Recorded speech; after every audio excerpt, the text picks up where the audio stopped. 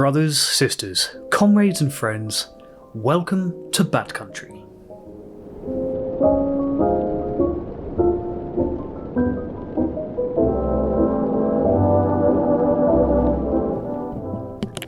A bit of a change of pace today. So I'm working on a longer, more detailed video in the background, and I wanted to get something else out before that. And I was struggling to come up with ideas. I had inertia. So I asked you fine people for some topics, and you certainly supplied them. I had far more than I was expecting to, so instead of picking one, what I'm going to do in this video is go completely off script and go through them chronologically, as many as I can, in the hour or so before the battery on this camera dies or the hard drive fills up. So, without further ado, welcome to the first Bat Country Q&A, I guess. Let's just get to know each other. No further introduction required, let's go. The first one from Matt Churchill.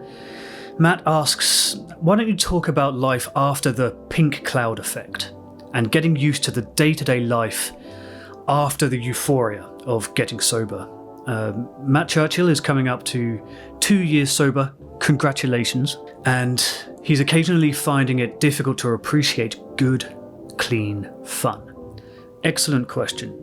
If you're new to kind of sobriety language, the pink cloud is the name we give to the kind of honeymoon period of sobriety.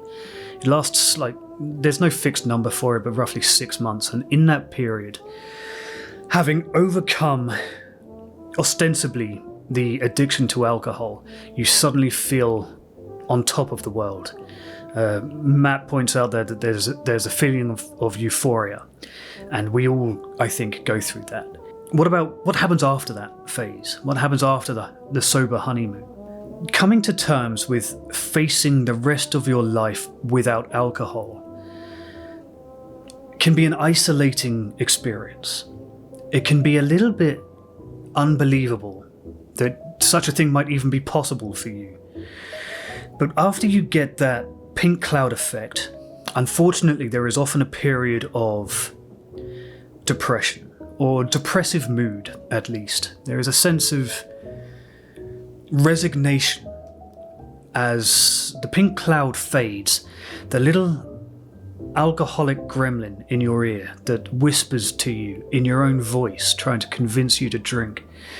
Again, that will rise slightly, and it will convince you that the rest of your life is going to be very boring, and it's not worth living, and you may as well be drunk. And as you go after the pink cloud, you have to do a lot of the process of putting the pieces of your life together. That is, making amends to the people you hurt and taking accountability for some of your behaviour.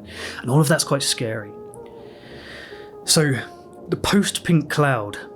The pink cloud, I think, is a very dangerous period, but there's also a period beyond that where you begin to take stock and question yourself and your decisions. My advice in that period is to fill your time, because after the pink cloud is a time that you can really consider yourself sober, I think, or start to. And with that comes a lot of new time, a lot of kind of freedom to spend in your own company. And it's useful to fill that time with hobbies, creative ones. Start a YouTube channel, talk about your experiences. Or exercise is the other big one that most people fall back on, including me.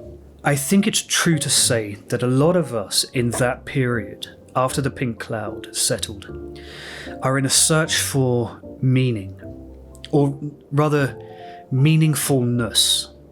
We've done the work of getting sober. Now we're starting to do the work of staying sober.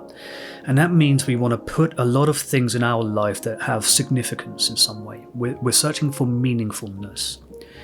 And the flip side of that is that if you're not getting it every day, you'll be unfulfilled. And you have to be guarded against it. So I would say fill your time with creative outlets. Take up photography.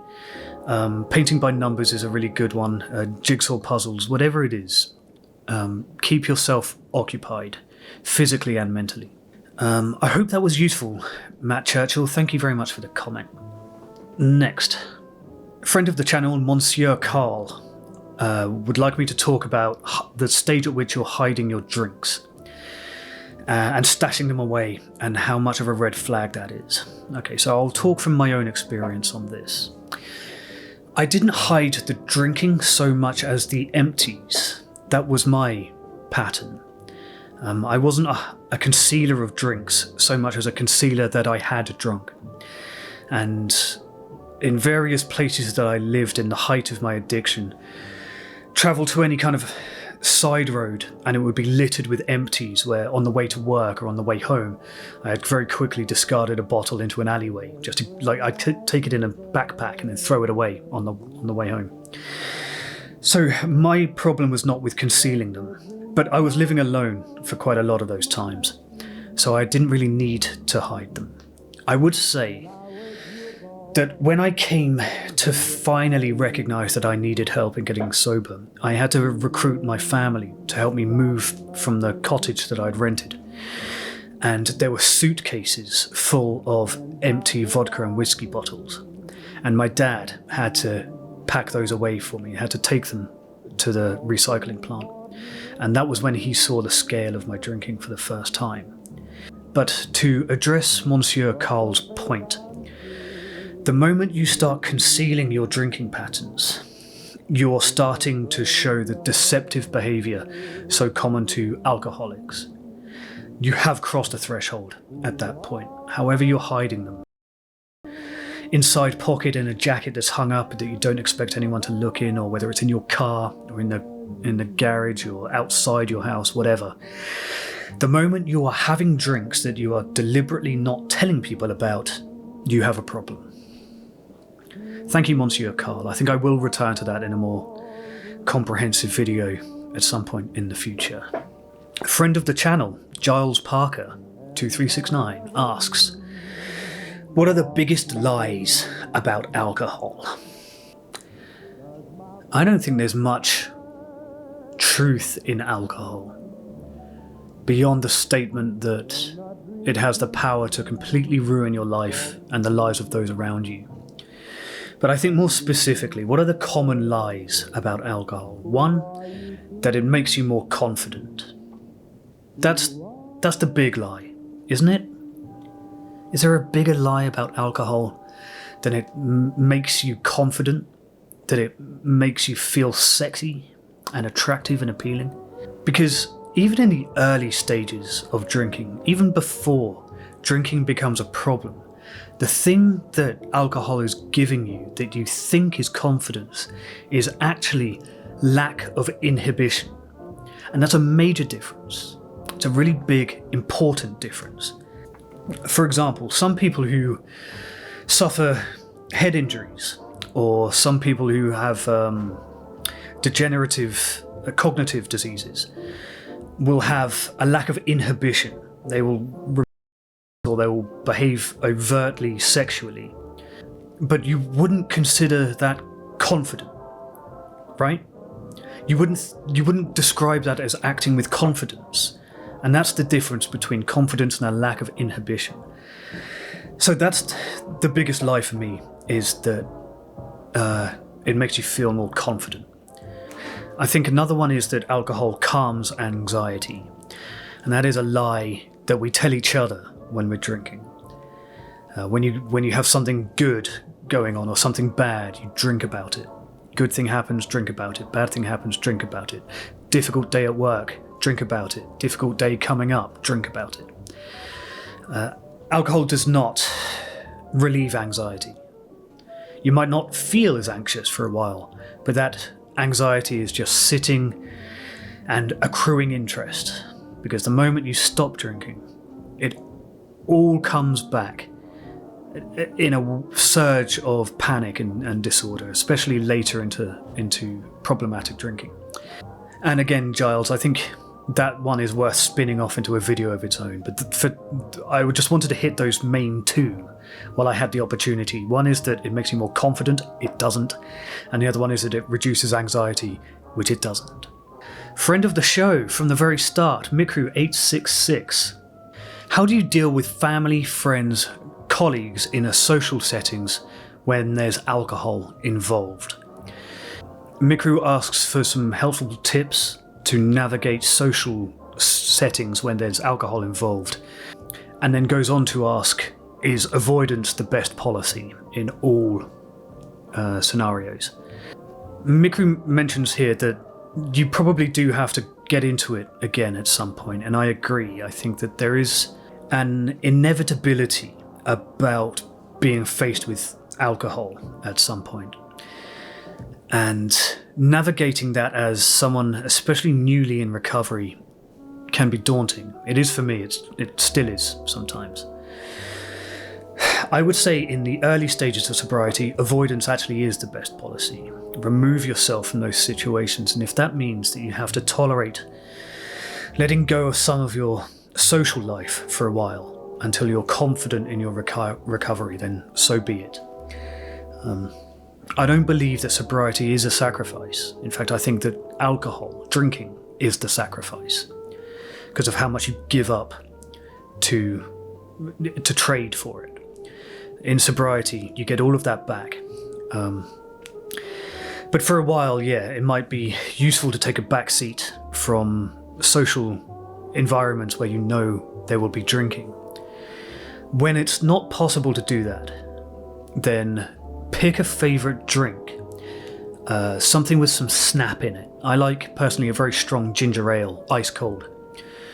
Something that gives you a little bit of a tickle in your throat as you drink it, that gives you a feeling that you are consuming something. And that can take off the edge, if there is any edge, or any desire to drink. Keep your hands full at all times. When you're around drinking people, it's very useful to have a drink in your hand, a soft drink of whatever your favourite drink is, because that will make people less likely to force other drinks on you. And finally, don't be afraid to leave. That sounds kind of brutal, especially coming from a British person who feels so much weight of social pressure in general, that just leaving without saying goodbye is a terminal offence in this country. But you are allowed to do it. You can just go. And you'll find that if everybody else is drinking, it's unlikely they're going to notice your absence. And what you've done for yourself is ducked out before things got rowdy, before the temptation was too strong for you to tolerate, and no one really noticed. That's leaving. Leave. Just leave. It's a really safe option. It takes a bit of practice, but it can be quite refreshing. Like, leaving is like refusing that temptation. And in situations like that, saying no to somebody is like saying yes to yourself. And that's powerful. Walking away gives you power. So good luck, Miku866, and thank you for your many, many comments over the history of my channel. It's much appreciated. Dust Memory 9891 simply says, write horror stories. It's not really a question, but thank you. Maybe I will. Joe Gaskill 8742. Joe asks, what's helped you stay sober the most? And what do you enjoy doing the most in your sober life? I can give you 4 things off the top of my head immediately that are helping me stay sober right now. One is this YouTube channel. One is my family and my girlfriend. One is exercise. And the other is photography, work, and creativity in general. So, my family have been with me through thick and thin, although they thought about cutting me off at some point because my behaviour was affecting their health. But our relationship has been great, especially since I got sober, and I feel like that part of my life is truly behind me. Touch wood. My girlfriend too is a constant source of sober inspiration. She's also a sober person and takes it very seriously, and we talk about sobriety together. This YouTube channel was absolute game changer for me.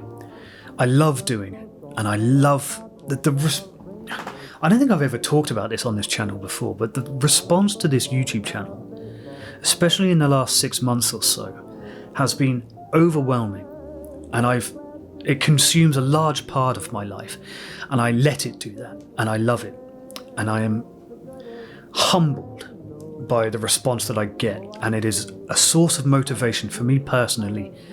For every second of every day, I think about this channel. As ridiculous as it is, like 3,500 subscribers. It's ridiculous to take it as seriously as I do, but it gives me power. It gives me energy.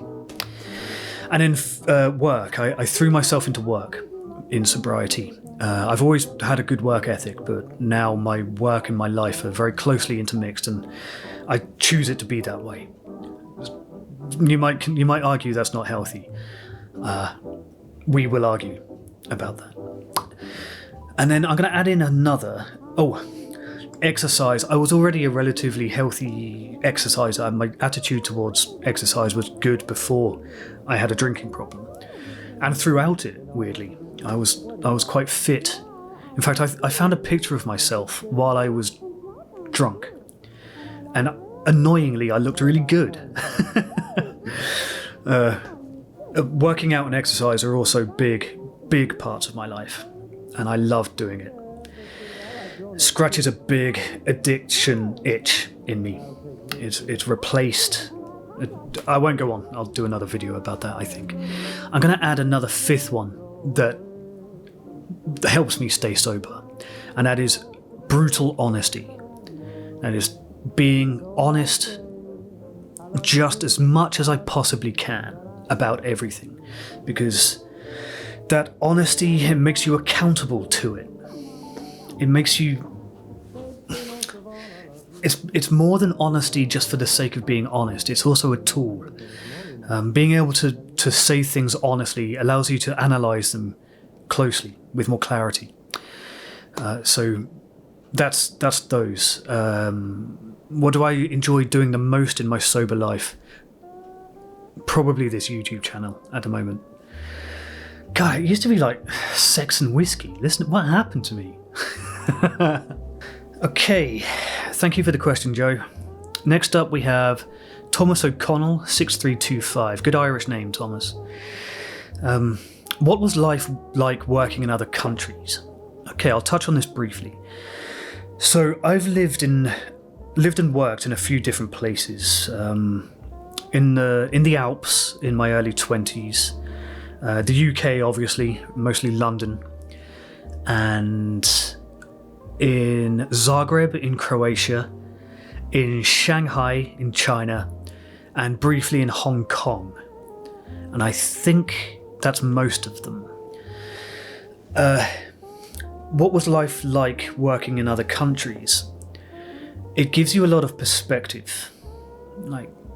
The ability to travel does that. Travel kind of, it's such a cliche to say it's enriching, but it really is. It gives you the ability to see your own self from an outside perspective, and that's been a useful tool in recovery.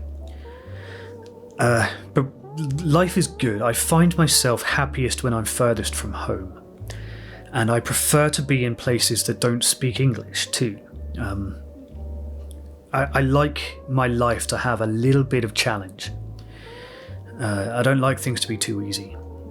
When things are too comfortable, that's dangerous for me. As someone who previously sought out chaos and destruction. And I find that working outside of my home country is a way to live slightly less comfortably, to have to work in order to build a connection with people. Your communication has to be good to survive in places where you don't necessarily speak the language very well. So I adored it, Thomas, and I could talk about it at length, but let's go back to alcoholism. Kudzi Senior asks, how were you spending all those hours you were supposed to be drunk? Their comment's a really interesting one, and they've given me a title, a kind of series of talks. I'm not going to do this right now, Kudzi, but I promise that the reason I didn't reply is because I'm saving it for later because I like the idea so much. But thank you for that one. I'll get to it. That point in life asks, do you go to therapy? If so, has it been helpful? I have been in therapy, yes. I have to say that I'm currently not. My home is was in Berlin, and I'm currently in the UK, and I haven't got a therapist here. So I've been out of it for a couple of months now, or longer than that, actually, because I stopped while I was still in Berlin. My most recent therapist was a cognitive behavioural therapist, and he was also in recovery. He had more than 20 years in recovery himself. And it was purely by fluke. He happened to be an English-speaking CBT guy living in Berlin. And I contacted him, and then it turned out, just through the conversation, that he'd been in AA for 22 years or something. And yes, that was very helpful. Mainly because we got to complain about AA to each other. And that's always a good bonding experience. Complaining about AA is like an AA member's favourite thing to do, I think. But he was coaching me through some reframing techniques to recognise when a trigger was rising, how to reframe that into something constructive, and how to learn that self-criticism can be positive and things like shame can be repurposed into positive action. And that kind of thing I did find useful. It took me a while. At the start, it was a little bit woo-woo. Or, in my opinion, it felt a little bit conceptual. It didn't feel like science, let's put it that way. But in time, I did find a lot of the things that I've picked up to be useful. In early sobriety, I had a neuropsychologist because I had suffered a head injury. And I found that approach, that kind of more clinical approach, to be useful. And then I had a more American-style therapist while I was in the UK too. But we tended to just end up talking about sex. She was like I walked into her office and it was all pictures of like hand-illustrated sex organs and stuff on the wall. I don't know why I'm telling you this, but because of my background in the adult industry, that's what we talked about. So it was useful in the sense that I had someone to have conversations with. But as much as like progress towards recovery, that wasn't particularly useful. I hope that helps. Yes, I have been in therapy. Yes, I would recommend it. Yes, I also know it's expensive. If you're really struggling, there is an organisation called Pineapple that I work with occasionally that does free. Or just Google it. I shouldn't say what it is. If it's for you, it's for you. If it's not, it's not. Thank you, that point in life. That was a good question. Next up, we have Taylor Edwards, who says, I find myself dodging social outings and becoming extremely bored and irritable on the weekends.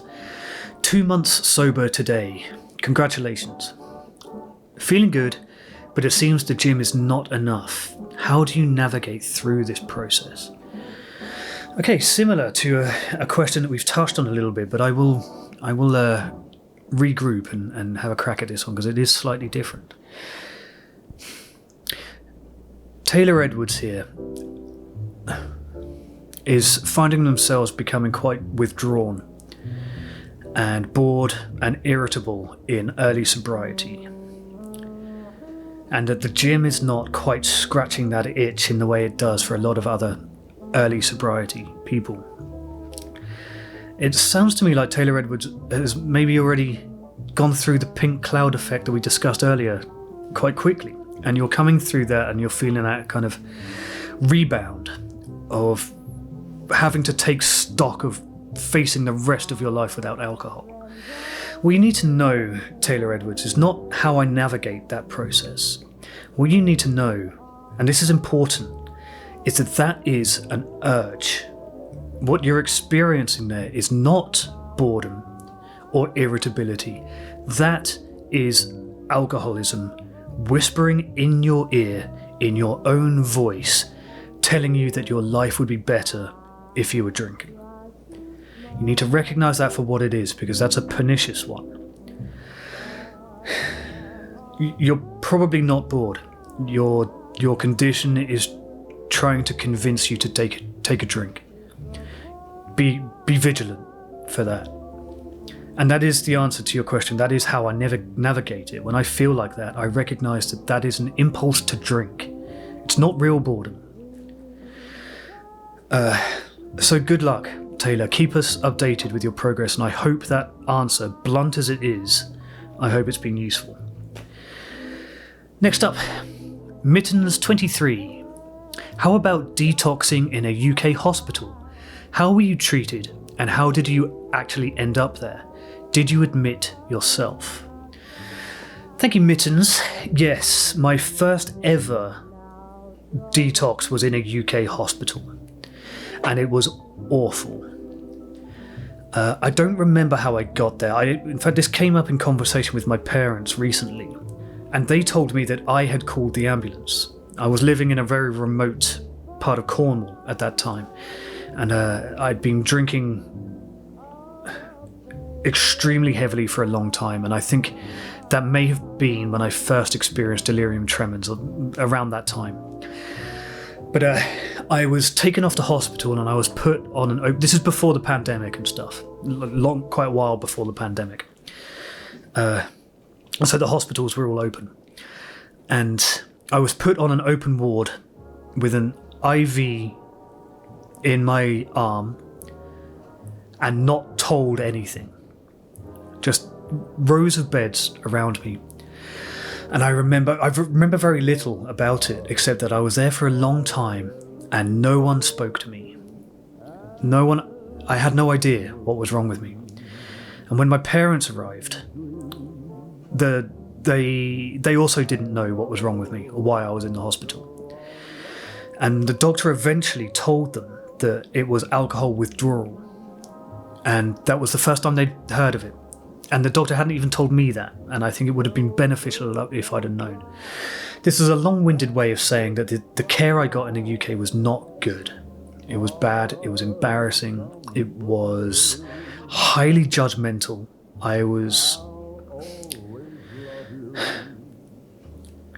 It was just awful. Like, it was such a terrible experience, especially as much as I complained in some of my earlier videos about the detox clinic and the psych ward that I was in Germany. It was the medical care I got in Germany for exactly the same conditions was on a different level than it is in the UK.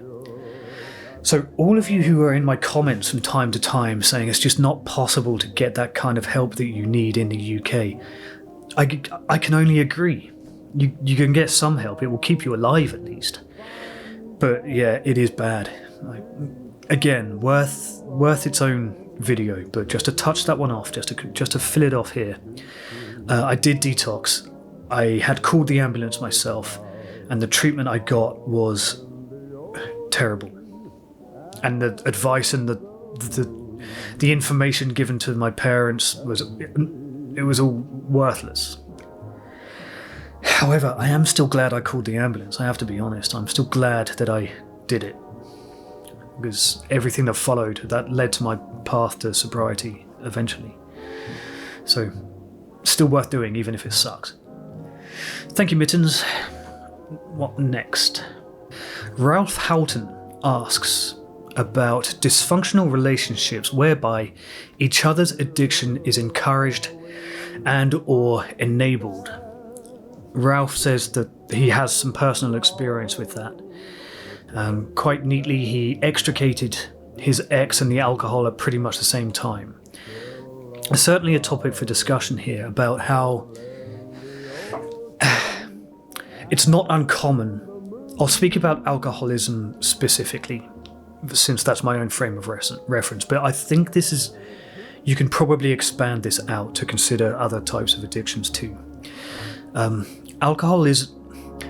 Alcoholics seek out other alcoholics, and for a while, before I even recognised that I had a drinking problem, I was in a relationship with someone who was just a drinking buddy and a sexual partner, and beyond that, there was no relationship. Our relationship was based on getting getting obliterated with each other because it was less painful than doing it alone. And having somebody else, I think it's a Chaucer line that says, "'Tis consolation to have another fellow in your pain." It makes you feel better to suffer with somebody else. And that's what we were doing, and I think that's what a lot of alcoholic couples do. I think alcoholism is unusual in the way that quite often only one person has the addiction and the other doesn't. But it's still quite common for two people to gravitate towards each other with the subconscious intention of enabling each other's and thereby their own addictions. And that's scary. That is a very difficult cycle to break. Well done, Ralph, for having extricated yourself from that situation before it got on top of you. I can imagine how difficult that is. But I don't really have any expertise to add there except to just acknowledge that exists, that it is common to seek out people whose addictions validate and enable our own. Thank you, Ralph. Next up, Alex G. Talk about what fears, insecurities might have caused you to drink. A little bit personal, Alex. Okay. Another question that deserves a video in its own right, but I will cover it off very quickly. I grew up as something of a chameleon. I was able to straddle a number of different social groups and was relatively successful at doing that. I had a broad friend group. But what it meant, and I think this pattern is true for a lot of us, is that I lacked a sense of my own identity. And the insecurity that led to drinking came from that. It was a little bit of uncertainty about who I was. I didn't find that until much later. But around the time I started drinking, I was a very nervous teenager, despite being relatively funny, I think, and not unpopular. I wasn't bullied or anything like that. I was able to hang with kind of the tough kids and also the nerds and the sports kids. I was able to kind of navigate all of them, and that's because I was a chameleon. And you find that social chameleons, they do tend to be people pleasers because they're insecure. They want to be liked. And that usually comes from a place of insecurity. Social awkwardness or a lack of identity, not quite fitting in with any one group in particular, and rather fitting in with lots of groups. And that was me. And that's why I started drinking, is because I wanted people to like me. I didn't really get comfortable with myself until my 20s at least, maybe even early 30s. Maybe even not even now. Maybe if you ask me this again when I'm 50, I will say that I wasn't comfortable with myself until my 40s. I was nervous around girls too, and I had a particularly high interest in them. Which continues to this day, I suppose. But I was very nervous, and a little like I said, how the confidence thing isn't real. All it does is lowers your inhibitions instead of giving you more confidence. That was true of me back then, and I was able to be more successful with girls and young women of my own age when I was drinking. So I hope that covers it off. Again, Alex, I think that I will break that out into a larger video, so thank you for the topic, but let's just touch that off there. JD suggests a few different topics to hit, so I'll run through them real quick. How sobriety can push others away, like friends and family, and the struggles with finding healthy social circles. JD is absolutely right. Sometimes getting sober means losing a large part of yourself, including old friends and occasionally even family members. They say you can't choose your family, but you can. Sometimes you have to. And pushing people away or cutting people loose that are holding you back is a very healthy thing to do. But it means that you then have to go out and you find new people. And this is not as hard as it sounds. Like the fact that JD, let's take JD, the question asker, as an example. JD and I are currently having a conversation. He has made a friend. And this is all it takes. It doesn't mean that you have to go and constantly be, kite surfing or mountain boarding, or you don't have to go and join a chess club or anything like that. It is possible to make connections like this, meaningful ones. And that helped me a lot in early sobriety, especially because I was already sober when lockdown happened and all of our relationships went online. As a result of that, I don't think we're as judgmental about having friends we've never met in person as we used to be. So make friends online, man. Next, the internal emptiness we can experience for a while after giving up our medicine. Yes, so alcohol technically fills a void, although I would argue that alcohol is the void. But regardless, what do you do when it's gone? How do you feel that sense of emptiness? I think that replacement therapy is perfectly good. That is, find healthy things to fill your time with. Creativity, creative pursuits. Even if you don't consider yourself a creative person, you are. We all are. And you have to force yourself to find an outlet for it. And then, I know it's boring and everybody says it, but exercise. I could talk a lot about JD's oh my god, I could give you a story about getting caught drunk at work. Okay, I'll do this very, very quickly. I was working in Zagreb and it was the peak of my drinking problem before I'd thought about sobriety. I'd fallen asleep drunk in a park in Zagreb and my passport had been stolen, and I had to use the Croatian HR team in order to help me through the process of getting an emergency travel document so I could return to the UK. And I was assigned, my company based in Zagreb assigned me one of the team from HR, this astonishingly beautiful young Croatian woman. And we were on the way to she'd spent the day patiently working through paperwork and stuff with me, sat with me all day as I was getting increasingly drunk. And as we were about to go into the British embassy to collect my British travel passport, she looked at me and she glanced down at my crotch. And I was scruffy, everything was disheveled. And she went like that. And I looked down, and not only was my fly open, my dick was out. Gross. Just gross. Absolute cringe to think about. Embarrassing, humiliating, disgusting. And a million more stories about being drunk at work. Thank you, JD. It's good to see you here. Ladybug West asks about health issues. Did all my issues go away once you got sober? In a word, yeah. Yeah, I think they did. I mean, I have lasting brain damage, but even that is better. The more time passes, the better my health in general gets, both mental and physical. So it takes time. Time is a great healer, as they say. But I think that I can safely say my issues, if they didn't go away, at least improved in time once I got sober. Joseph Griffey is curious to hear about thoughts on the emotions and the state of mind that drive a relapse before the drinking part begins.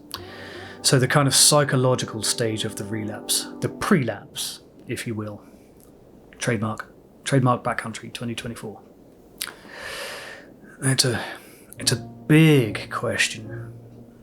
Again, worth breaking out into its own video. The truth is, unfortunately, Joseph, I don't know.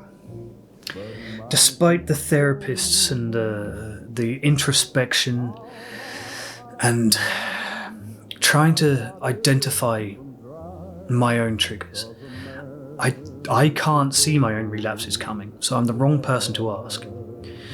Other people tell me that I am more irritable and spiteful, spiky, difficult to be around, more critical, more rude, more dismissive, more impatient in the run-up to a relapse. But honestly, I would need to write that one. That's a serious thing for me to tackle.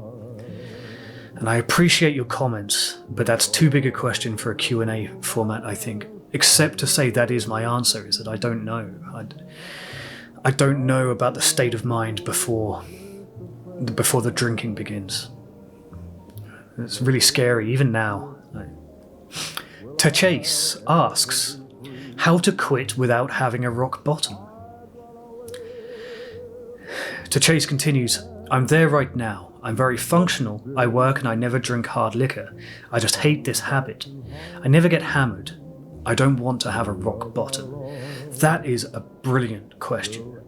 Despite the sprinkling of alcoholic thinking that I can sense in the subtext of that sentence, I would just like to thank you for asking the question that most people don't, is how do I stop before it gets worse? I wish everybody would ask themselves that question.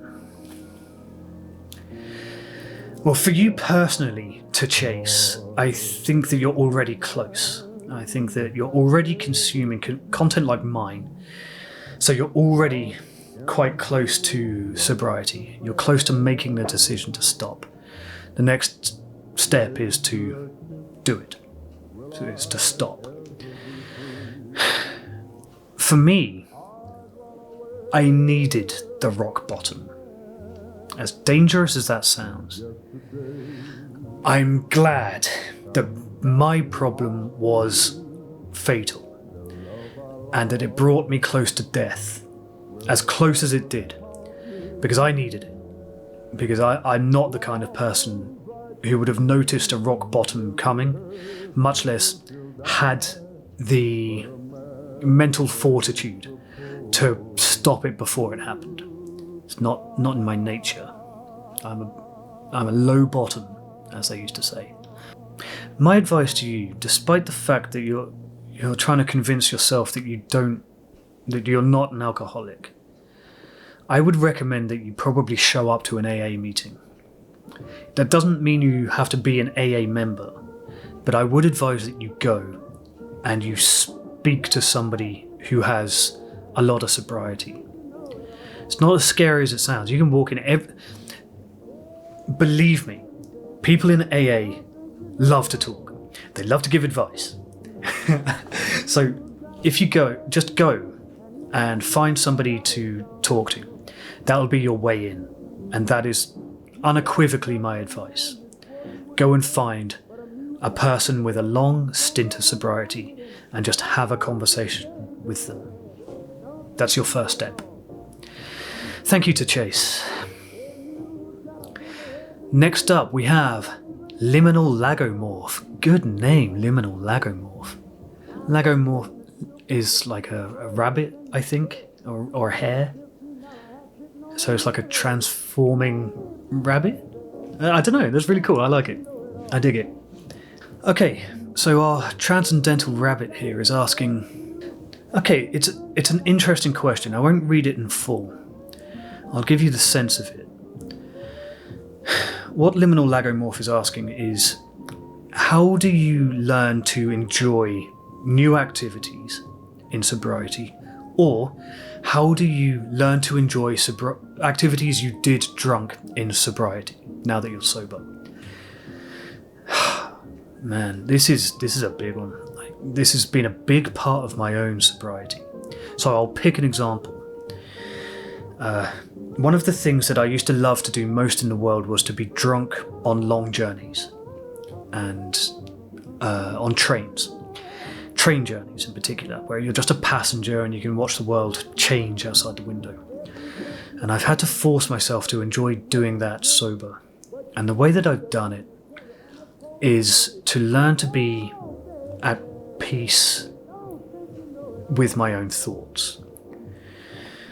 Partially, I think that I was drinking in the past to hide from my own machinations, to hide from my own thinking. And long journeys, like hiking, you've mentioned hiking in your question here. How do you go out and enjoy it? You need to make friends with yourself a little bit. So if you're going for a long hike, which you used to do drunk, which I also used to do drunk, and now you want to learn to love it again sober, the trick is I'll tell you what, I'll be really specific about this. Go without headphones and don't talk. Don't check your phone. Just, if you're hiking, go and be on the hike with yourself and learn to like your own company. Because then when you're alone, if you like yourself, as easy as I've made that sound, if you like yourself, you're much less likely to want to drink in your own company when you're alone. I don't think I've done a very good job of answering that, liminal agamorph, but I think you deserve a better answer than the one I just gave. But I hope there's something in that. It's about being comfortable in your own company. I can't put it any better than that. Thank you for the excellent question. Next up, we have Monk Shandorf. Do we have free will? That's a big question. And then, to paraphrase the rest of this, because it's a block of text, which I appreciate as a long-form kind of person. Is change in specific context of recovery even possible in a complex nervous system where free will systems seem to be determined by interlocked processes and mostly unconscious governing? Okay, I'm going to stop there and go on to the second part in a moment. I do have an answer for this. Unfortunately, the answer is no. Do we have free will? No. There's a number of reasons why I think that. Without getting too in-depth on the metaphysics and theology and the philosophy behind free will, I don't have notes in front of me or anything, so I'm going off I'm kind of ad-libbing here. I would argue that, like Thomas Aquinas used to worry about this kind of stuff, and about whether free will can exist in a system in which God knows every decision you're going to make before you make it. It's a very deterministic system. And then there's a scientific view on free will, which is about how every process of the universe, or most of the universe, is governed by fundamental physical and electrical and chemical laws. And we being physical, electrical and chemical systems are also bound to those laws, and we can only operate within those frameworks. And if there are any limitations on freedom, then it's not truly freedom, and therefore free will cannot exist. And I find that to be true. And I imagine, Monk, you might be tempted to tell me that your understanding of contemporary theoretical physics is good enough that you know that it's not really like that at a subatomic level, and that there are new kinds of physics being understood in which the behavior is not deterministic, it's probabilistic, and we're all much of our behavior is probabilistic rather than deterministic. I don't find that to be a satisfactory answer. I think that the argument about free will needs to be left behind, and instead we need to think of ourselves as free within certain limitations. For example, if it was my free will to completely disintegrate my body right now into a pile of dust, it's not possible to do that, even though I will it. Therefore, free will, ostensibly, it can't exist. How that relates to sobriety, I'm not exactly sure, but I didn't ask the question.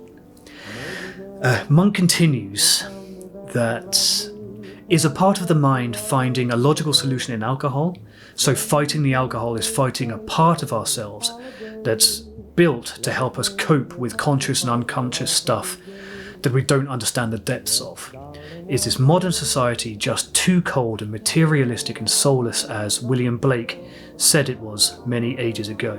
Pause there. My reading of William Blake is that it's very much full of love and exuberance. I don't think Blake was very existentialist in that sense. I think maybe Percy Shelley might be a better example, but regardless, alcohol seems to make us escape a society that's culturally lost. In Denmark, Wilhelm Grönberg, a philosopher, said that something went wrong in the culture, and symptomatically people started drinking not to enrich the party and feel better together, but to feel better with themselves. In the last 2 centuries, we started to drink to get drunk. Maybe society should be fixed, so we started to feel each other again.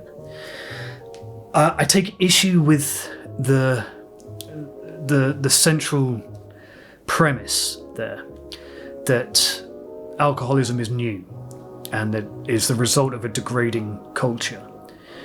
That smacks of golden age, kind of ancient Greek philosophizing. I don't agree. I think that alcoholism has been with us for as long as alcohol. It's not a new thing. And I can probably quote Bronze Age literature which talks about I'll tell you what, I'll give you an example off the top of my head.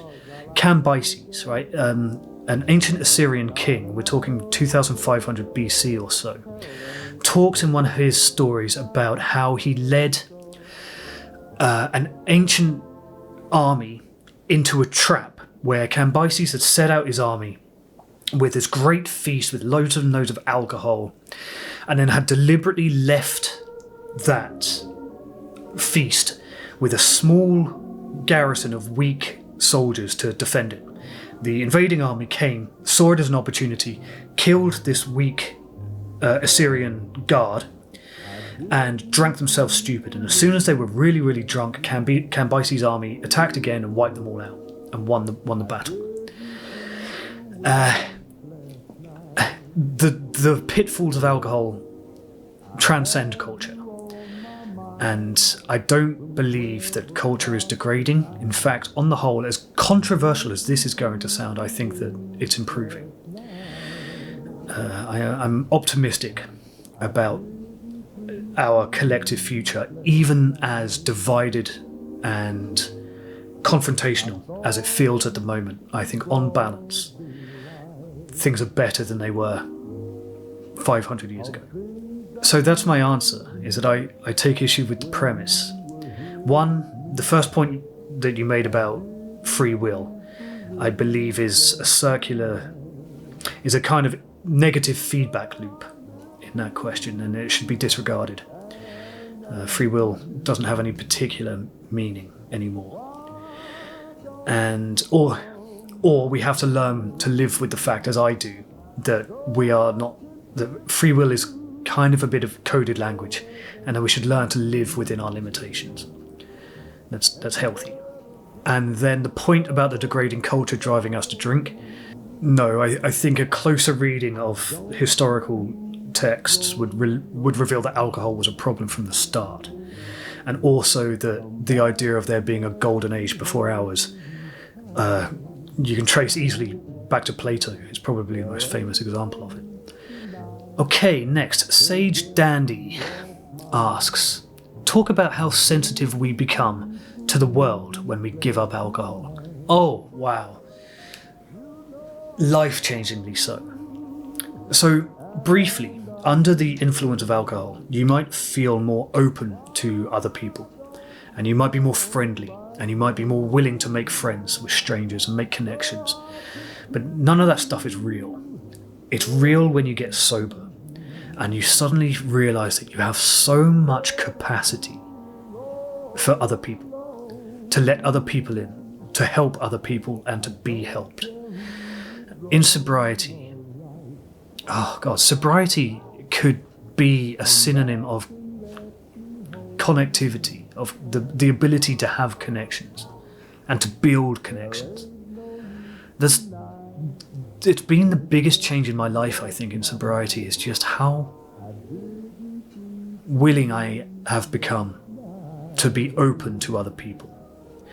I have a feeling from my own experience that selfish people are drawn to alcoholism, or that alcoholics tend to be selfish people. Either way is the same kind of thing. And even me, who was admittedly very selfish for a long time, before alcoholism and during it, once I'd lost the alcohol, I also lost the selfishness. And found just real pleasure in feeling connected to things.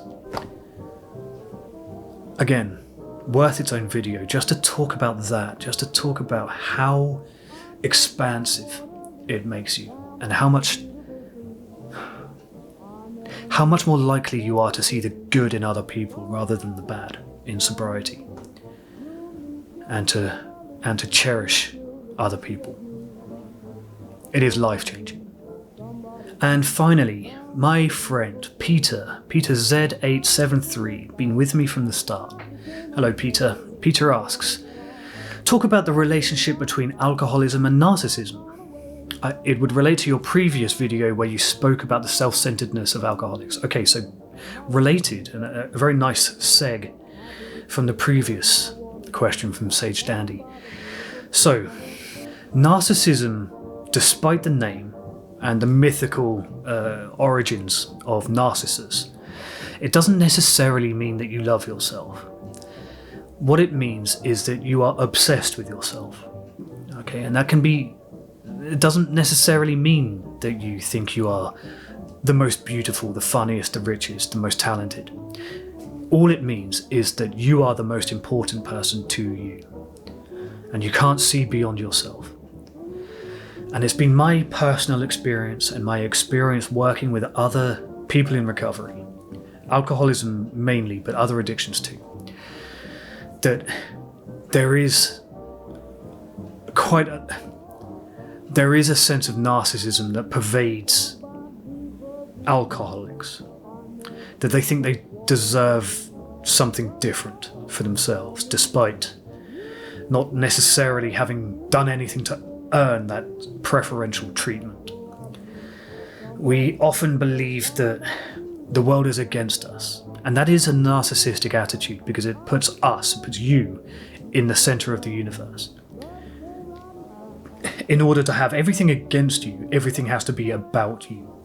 And that, although it doesn't fit the normal kind of stereotype of a narcissist, as we tend to think of narcissists as kind of preening, self-adoring, superficial, selfish, self-centered people. The truth is that narcissism can manifest in a number of different ways. And this is true on a very grand scale. And I'll put it... Let me tell you about Sebastian. Okay, so I was going through withdrawal in Berlin, and I was weighing up whether I should go and check myself into a psych ward, as I had done previously with some limited success, or whether I should try to get some medication from the hospital and then white knuckle it at home. And I chose the latter. And while I was waiting in the waiting room of this hospital, there was another drunk in there. And he heard me speaking English, and he decided that I was the guy that he was going to have a conversation with. And he was older than me, and he was drunk in the waiting room. And I didn't see it until slightly after the conversation started, but he was drinking like schnapps or something from the bottle in his bag while he was waiting to be treated. And he told me his name was Sebastian. And I remember him vividly because he was like looking into the future for me. He was like my ghost of Christmas future, potentially. And he was filthy and he was full of stories about how he had once performed on the stage with Ian McKellen, and he reenacted it in the waiting room in front of all the other people. He reenacted this performance that he had, which I know that he never did. And I was watching him, and I've thought about him a lot ever since. He was given this grandiose performance, noisy and trying to impress me, and loud and full of this weird alcoholic bravado, and it was all for me, to impress me. And in the end, he was making my girlfriend, who was with me at the time, really uncomfortable, so I got him to shut up and sat him down. But he was the perfect embodiment of that kind of dichotomy of, he was a homeless guy. He was living on the street and clearly a long-term alcoholic. In fact, he told me at one point that he was once so drunk that he fell off a train station platform onto the train tracks and electrocuted his leg on the rail to the point where he almost had to have it amputated. That was the kind of drunk guy that he was. But even when he relayed that story, he did so with, he was proud of it. And he was telling me these big, grand stories while he was a down-and-out drunk in a hospital waiting room. And I think that is a really good encapsulation of what a low-bottom alcoholic like I was is Sebastian. A guy that I look to in my lowest moments to remind me of how dangerous narcissism is. The willingness to believe that you are the most important person in the universe, despite all evidence to the contrary, despite the fact, unfortunately, in a case like Sebastian, you could probably not wake up in the morning and no one would notice. That's alcoholism. Oh, that was heavy. Listen, thank you very much for all of the questions. Let's do this again. If you enjoy this format, this kind of Q&A off the cuff, no scripty style, then do a like and a subscribe, and I'll note that I can do it again, and you will also support it. I would like to thank everybody who left a question. It was way more than I was expecting, and I really appreciate it. It means a lot to me. I hope I answered your question. If I didn't, I'm sorry. But shout with me in the comments, do whatever you got to do. In the meantime, thank you for watching, and good luck out there.